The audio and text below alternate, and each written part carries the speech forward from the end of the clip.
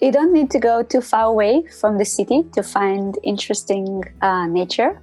And if you go to a city park right here in the South Bay, you might find unexpected, really interesting plants, animals, insects, and all sorts of other things.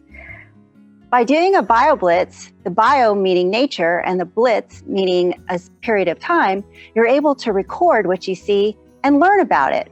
We use iNaturalist as a tool to conduct our BioBlitzes, and if we do them together, we're able to map and provide a citizen science-based data set of what is seen in a natural environment.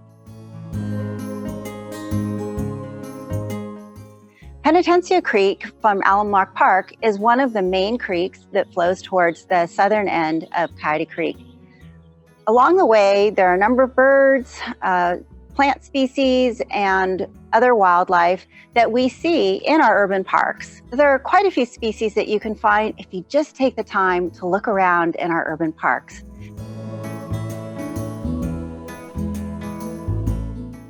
Some of the common things you might find in Penitencia Creek Park are plenty of birds. Look at the grassland area for California ground squirrels. In addition, you might find all sorts of different insects. Maybe there'll be some butterflies flying. And you could look at all these different oaks. There are lots of different native oaks, and they attract lots of different birds. So we have our coast live oak here. It's one of our most common native oaks, and it's an awesome tree because it supports so many insects. Lots of insects feed on the tree, and then many birds, you could hear all these birds around us.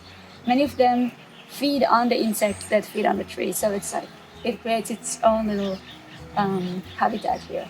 And I also see galls. So galls are really awesome structures made by insects. So the insect induces the plant to create a little structure, like a little home or shelter for the insect. This one is made by tiny wasps. So the wasp will lay its eggs here, and then the larva will start chewing on the tree, and the tree will create the structure, and the larva will develop inside. And then the little wasp will emerge and go out and create new ones. Now I'm going to shake the tree a little bit to see who's hiding on the leaves, because we can't actually see most of the insects and spiders and other little critters that live on the tree. This is coyote brush. It's one of the most common native brushes you could find in the Bay Area.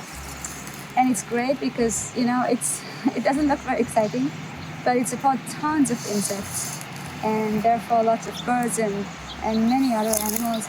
These are cocoons made by a moth called a tussock moth. Okay, these are very common all around the Bay Area. Cute little mushroom here, yellow field cup, which is a very common winter mushroom.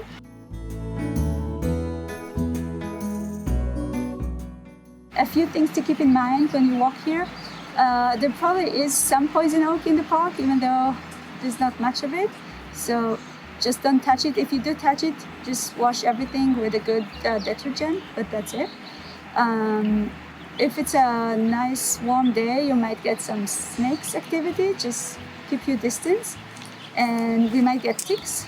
So, you know, just like everywhere you go hiking, just watch where you're stepping and look at your clothes. At the end of the hike, just change your clothes.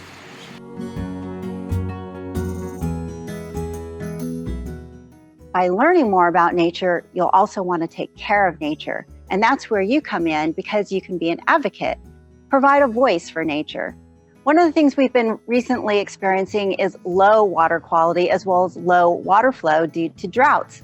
So what can we do to improve that? Well, one way is by doing cleanups. That's one of the things that Keep Coyote Creek Beautiful does really well. By conducting our creek cleanups, we can clean the water by removing debris and allowing Chinook salmon, which is an endangered species, and also the threatened steelhead trout to migrate up to its spawning grounds.